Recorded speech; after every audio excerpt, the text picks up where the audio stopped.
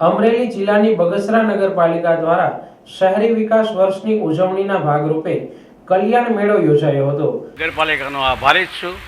નગરપાલિકાએ મને જે 10,000 રૂપિયાની લોન આપેલી હતી તેમાંથી હું મારા 8 માણસના કુટુંબનું ચલાવ કરી રહ્યો છું અને આજની તારીખ સુધી મારે 25,000 લોન મારે મૂકવાની થાય છે, જે તે મને મળવા પાત્ર અને મળે તો મારા માટે યોગ્ય દાન છે। હું 8 માણસનું કુટુંબ ચલાવી રહ્યો છું અને જે 10,000 લોન ઉપરથી મેં જે કામગીરી કરી છે આજની તારીખ સુધી, એ કામગીરીમાં મેં એક રેકડી લીધી છે। રેકડીની ઉપર હું આજે ફેરિયા તરીકે ધંધો કરું છું અને ધંધાની અંદરમાં હું બકાલા વેચું છું, બીજું ફ્રૂટ ફ્લોટ જે થાય છે એવું બધું વેચી અને ફેરી કરી અને હું મારા કુટુંબનું ગુજરાન ચલાવી રહ્યો છું।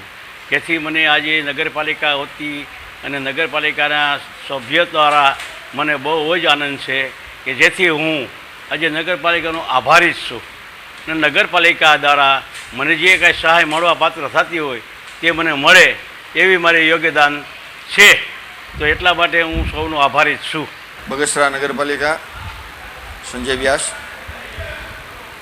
આજરોજ શહેરી વિકાસ વર્ષ 2025 હેઠળ લોક કલ્યાણ મેળાનું આયોજન PM સ્ટ્રીટ વેન્ડર્સ આત્મનિર્ભર નિધિ PM સ્વનિધિ 2.0નું આજે એક બગસરા નગરપાલિકા ખાતે એક ઇવેન્ટ રાખવામાં આવેલી હતી, જેમાં પ્રથમ 15,000 સુધીનું ધિરાણ આપવું, ત્યારબાદ 25,000 એ પૂરું થાય એટલે 50,000 સુધીનું વાર્ષિક વ્યાજ નોર્મલી રીતે આપી અને જે નાના ફેરિયાઓ છે એમને પ્રગતિ કરવા માટેની જે સરકારની નેમ છે એ પ્રમાણેનો કાર્યક્રમ આજે રાખવામાં આવ્યો હતો નગરપાલિકા ટાઉન હોલ ખાતે।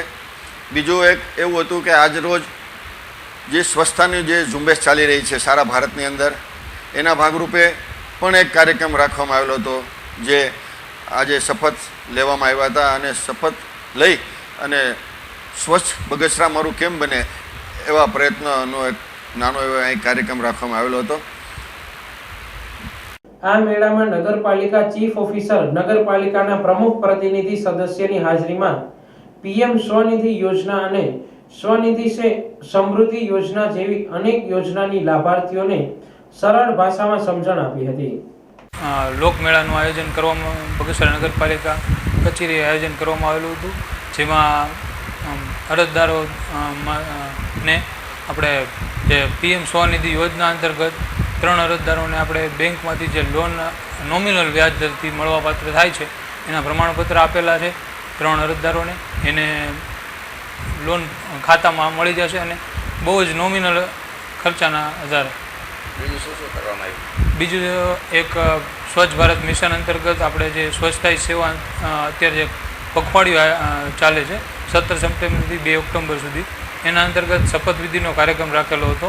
એમાં જે સ્ટ્રીટ વેન્ડર જો ગામમાંથી આવેલા બધા લોકોને આપણે શપથવિધિનો કાર્યક્રમ કરેલો હતો, પ્લસ એને સ્વચ્છતા વિશે માહિતગાર કરેલા, જે અત્યારે કાર્યક્રમો IC એક્ટિવિટી ચાલે છે એના વિશે માહિતગાર કરેલા હતા।